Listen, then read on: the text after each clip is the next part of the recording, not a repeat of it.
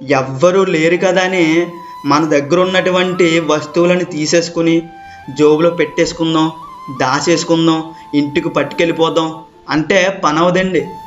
ఎందుకంటే మన దగ్గర ఉన్నటువంటి వస్తువులను దొరికినట్టు పట్టుకెళ్ళిపోయావు అనుకో, ఏదో ఒక రోజు నువ్వు దేవుని చేతిలో పడతావు.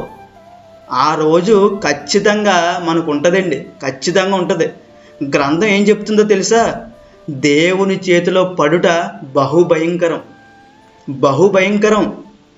సో మనం ఎప్పుడు కూడా చాలా జాగ్రత్తగా ఉండాలండి, చాలా జాగ్రత్తగా ఉండాలి.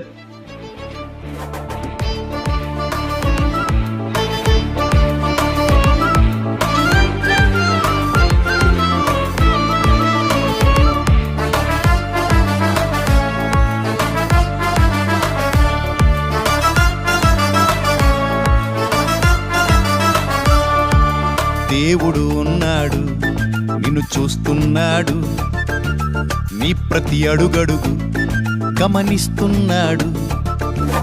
దేవుడు ఉన్నాడు, నిన్ను చూస్తున్నాడు, నీ ప్రతి అడుగడుగు గమనిస్తున్నాడు. జీవ మార్గమును మరణ మార్గమును నీ ఎదుటే ఉంచాడు.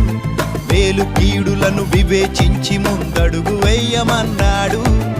ఆకాశాలకు ఎక్కిపోయిన అక్కడను ఉన్నాడు. పాతాళంలో దాక్కున్నా నీ పక్కనే ఉండగలడు. దేవుడు ఉన్నాడు, నిన్ను చూస్తున్నాడు, నీ ప్రతి అడుగడుగు గమనిస్తున్నాడు.